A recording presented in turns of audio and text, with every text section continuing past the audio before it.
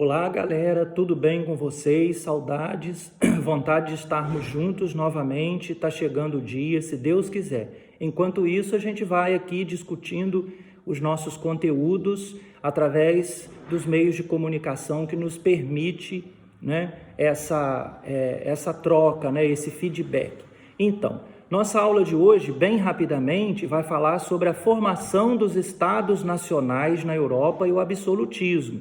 O que nós vamos observar? O que é um Estado nacional? São os países, tais como nós os conhecemos hoje, com um espaço territorial delimitado, né, com leis específicas, um governo autônomo, sua própria moeda, a sua unificação jurídica, enfim. O que nós vamos observar? Nós vamos observar que a formação dos Estados nacionais na Europa, começando aí por Portugal, que foi o primeiro Estado nacional a surgir, depois seguido aí da Espanha e assim sucessivamente os países vão surgindo na Europa, eles acontecem a partir da crise do sistema feudal, da crise do feudalismo.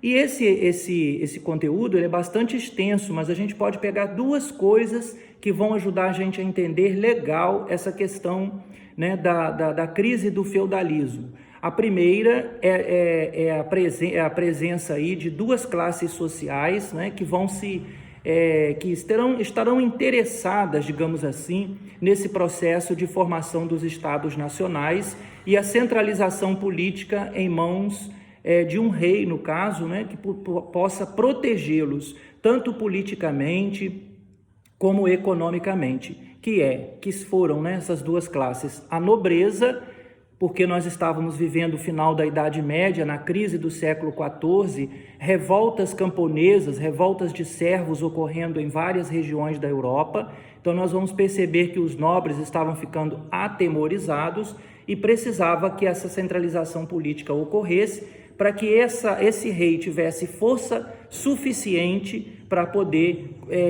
controlar essas massas camponesas, essas massas trabalhadoras, colocando-os no lugar deles, né, e ao mesmo tempo dando proteção à nobreza.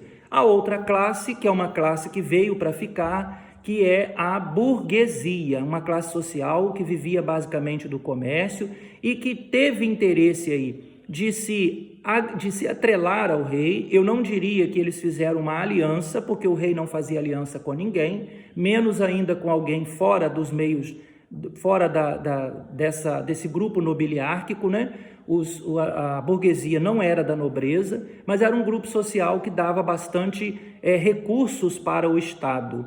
Então há aí, na verdade, uma certa aproximação e não aliança. Então a burguesia ela vai aproximar-se do rei, vai apoiar esse processo de centralização política, porque ela tem interesse em ampliar seus negócios e para isso era preciso que o rei fizesse leis que beneficiasse a essa classe social. Então, em linhas gerais, o que foi a formação dos estados nacionais?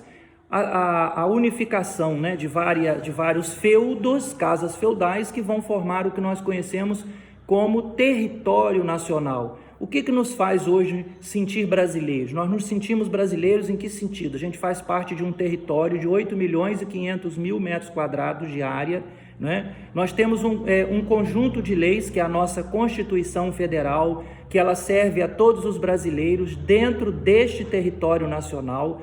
Os nossos documentos também servem dentro desse território nacional. Nós seguimos a esse conjunto de leis. Nós temos a nossa moeda própria, que é o real, né? Nós temos um Estado, nós temos um governo que é autônomo, significa dizer que nenhum outro pode interferir em estados, em assuntos internos. Isso é um Estado nacional. Então a gente vai perceber aí que a unificação, né, de moeda, por exemplo, que naquela época, né, no período da Idade Média e do feudalismo, a gente tinha uma região que falava a mesma língua. Vamos dizer assim, os povos que deram origem, as pessoas que deram origem ali a Portugal, a unificação dessas pessoas. Apesar de falarem as mesmas línguas, ou não, né? Mas de qualquer maneira, elas tinham suas próprias leis, porque dentro de cada feudo né, a autoridade máxima era o senhor feudal. Então esse senhor feudal fazia suas próprias leis, cunhava suas próprias moedas e julgava de acordo com seus próprios interesses. Agora não. Agora esses nobres serão submetidos a um poder maior que está na mão de um rei. Daí o surgimento então do absolutismo também, né, que é a extrema concentração de poderes nas mãos de um estadista, de um governante.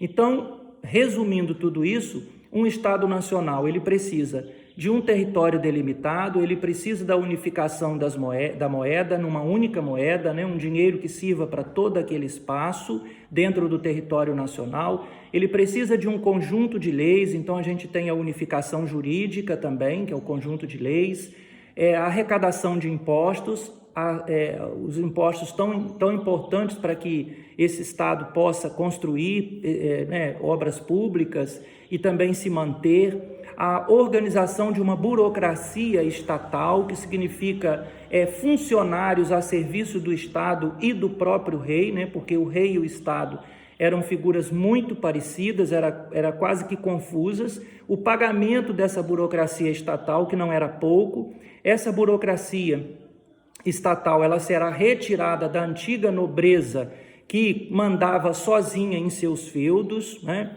A gente tem também aí a formação de um exército permanente e nacional a serviço do rei e do Estado, né? Enfim, pesos e medidas, né? A unificação também de pesos e medidas, como pesos e medidas padronizadas, já que também antes desse processo cada região tinha seu próprio peso e suas próprias medidas, o que comprometia muito o processo de troca de mercadorias.